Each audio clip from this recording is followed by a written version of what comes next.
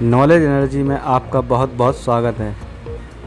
आज मैं आपको जो इन्फॉर्मेशन दे रहा हूँ वो मध्य प्रदेश उच्चतर माध्यमिक विद्यालय में शिक्षक पद पर जो चयन परीक्षा आयोजित होना है उसके संबंध में जानकारी उपलब्ध करा रहा हूँ। जैसा कि आपको ज्ञात होगा कि फरवरी मार्च 2023 में इसकी जो पात्रता परीक्षा हुई थी, उच्च माध्यमिक शिक्षक पात्रता परीक्षा, जिसको वर्ग 1 बोलते हैं मध्य प्रदेश में,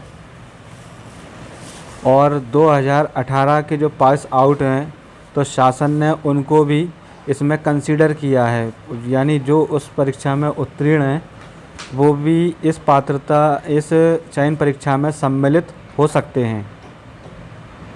तो इसके लिए जो PEB यानी प्रोफेशनल एग्ज़ामिनेशन बोर्ड था, अब उसका नाम बदलकर मध्य प्रदेश कर्मचारी चयन मंडल भोपाल रख दिया गया है। उसने ये रूल बुक जारी कर दी है, जिसका मैं शॉर्ट एनालिसिस करके आपको इस संबंध में जानकारी उपलब्ध करा रहा हूँ। इसमें ऑनलाइन आवेदन पत्र भरने की प्रारंभ तिथि जो होगी वो 18/5/2023 यानी 18 मई 2023 से ये स्टार्ट होगी, और आवेदन पत्र भरने की अंतिम तिथि जो होगी वो 1 जून 2023 होगी। आवेदन पत्र में संशोधन करने की प्रारंभ तिथि जो होगी वो 18/5/2023 और आवेदन पत्र में संशोधन करने की अंतिम तिथि जो होगी 6 जून 2023 होगी। और जो परीक्षा शुल्क है वो अनारक्षित वर्ग के लिए 500 रुपये प्रति प्रश्न पत्र देय होगा, और जो आरक्षित वर्ग में आते हैं उन्हें मात्र 250 रुपये प्रति प्रश्न पत्र देना होगा। और ये परीक्षा का दिन आप नोट कर लें, 2 अगस्त 2023 से प्रारंभ होगी परीक्षाएं, और परीक्षा की प्रथम पाली 7:30 से शुरू होके, जो कि रिपोर्टिंग टाइम 1 घंटे का इसमें शामिल रहेगा।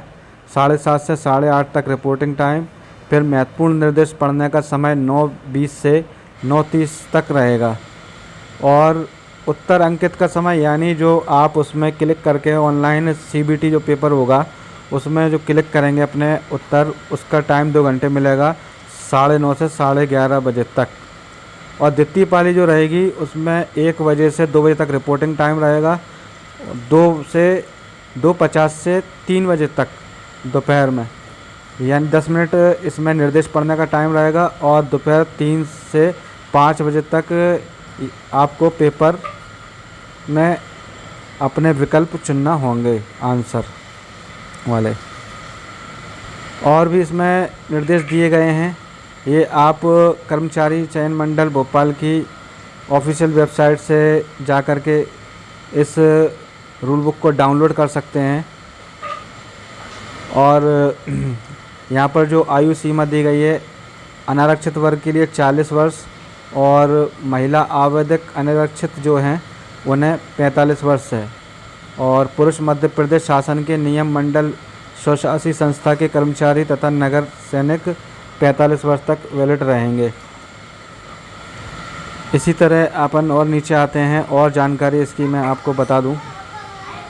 इसमें जो क्वालिफाइंग मार्क्स रहेंगे, आरक्षित वर्ग के लिए 40%, यानी 100 में से अगर उनके 40 अंक हैं तो वो पात्र हो जाएंगे, लेकिन वो दावेदारी पेश नहीं कर पाएंगे कि उनका चयन निश्चित होना ही है, क्योंकि जो मेरिटोरियस होंगे और जितने पद होंगे ऊपर से मेरिट चलेगी नीचे की तरफ, और जो अनारक्षित वर्ग हैं उन्हें कम से कम 50% अंक हासिल करना ज़रूरी होगा। अब जो ये काउंसलिंग जो हो रही है, 2 विभाग मिलकर कर रहे हैं, इसको संयुक्त चयन परीक्षा बोल सकते हैं, क्योंकि इसमें स्कूल शिक्षा विभाग एवं जनजातीय कार्य विभाग दोनों ने मिलकर संयुक्त काउंसलिंग की प्रक्रिया अपनाई है। तो 2 पेपर न होकर एक ही पेपर है, इससे विद्यार्थियों का लाभ ही है एक तरीके से। और इन्होंने जो पद पोस्ट डिक्लेयर की हैं वो मैं आपको बताता हूँ। हिंदी में स्कूल शिक्षा विभाग के 509 पद दर्शाए गए हैं और जनजातीय कार्य विभाग के 0 पद हैं। इसमें योग इनका 509 ही होता है। अब इंग्लिश की बात करें तो 1645 पद स्कूल शिक्षा विभाग के और जनजातीय कार्य विभाग के 118 पद इसमें दिए हुए हैं। टोटल इनका 1763 हो जाता है। संस्कृत के पद हैं 490 स्कूल शिक्षा विभाग के अंतर्गत और जनजातीय कार्य विभाग के अंतर्गत 18 पद दिए हुए हैं। इस तरह से 508 पद इनके होते हैं। उर्दू में यदि बात करें तो 42 पद दिए हुए हैं स्कूल शिक्षा विभाग ने और जनजातीय कार्य विभाग ने एक भी पद नहीं दिया है। इस तरह से इनके टोटल पद जो होते हैं 42 पद रहेंगे। मैथ्स की बात करें तो 1214 पद स्कूल शिक्षा विभाग ने निकाले हैं और 148 पद जनजातीय कार्य विभाग ने निकाले हैं। 1362 पद इनके टोटल हो जाते हैं। बायोलॉजी यानी जीव विज्ञान के 676 पद स्कूल शिक्षा विभाग ने निकाले हैं और 79 यानी 79 पद जनजातीय कार्य विभाग ने दिए हैं। 755 इनका टोटल हो जाता है। फिजिक्स यानी भौतिकी की बात करें तो 611 पद स्कूल शिक्षा विभाग ने निकाले हैं। 166 पद स्कूल जनजातीय कार्य विभाग ने दिए हुए हैं। इनकी यदि टोटल की बात करें तो 777 पद हो जाते हैं। केमिस्ट्री यानी रसायन शास्त्र 651 पद स्कूल शिक्षा विभाग ने दिए हैं और जनजातीय कार्य विभाग ने इसमें 130 पद दिए हुए हैं। 781 इनका योग हो जाता है। हिस्ट्री की बात करें, इतिहास 292 पद स्कूल शिक्षा विभाग के हैं और जनजातीय कार्य विभाग ने 12 पद दिए हैं। 304 इनका योग हो जाता है। पॉलिटिकल साइंस यानी राजनीति विज्ञान 258 पद स्कूल शिक्षा विभाग ने दिए हैं और जनजातीय कार्य विभाग के रिक्त पद इसमें जो हैं 26 हैं। इस तरह से टोटल 284 पद इनके हो जाते हैं। जियोग्राफी यानी भूगोल 139 पद स्कूल शिक्षा विभाग ने दिए हैं और 21 पद जनजातीय कार्य विभाग ने। 287 इनके टोटल हो जाते हैं। सोशोलॉजी यानी समाजशास्त्र 79 पद स्कूल शिक्षा विभाग ने दिए हैं और 9 पद जनजातीय कार्य विभाग ने। 88 इनके टोटल हो जाता है। कॉमर्स 460 पद स्कूल शिक्षा विभाग ने दिए हैं और 54 पद जनजातीय कार्य विभाग ने। 514 इनका टोटल हो जाता है। एग्रीकल्चर यानी कृषि विज्ञान 231 पद स्कूल शिक्षा विभाग ने दिए हुए हैं और 338 पद जनजातीय कार्य विभाग ने दिए हैं। 589 पद इनका योग हो जाता है। होम साइंस 28 पद दिए हैं स्कूल शिक्षा विभाग ने और 0 पद दर्शाया गया है जनजातीय कार्य विभाग द्वारा। इनके टोटल 28 ही पद होते हैं।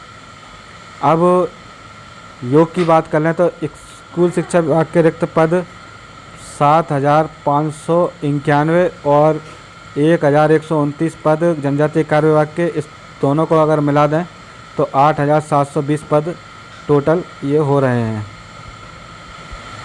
अब इसकी जो विवरणिका या प्रोस्पेक्टस जो बुक है उसको आप अच्छे से पढ़ लें, इसके नियम निर्देश, और इसमें जो प्रश्न पत्र आएगा बहुविकल्पीय आएगा।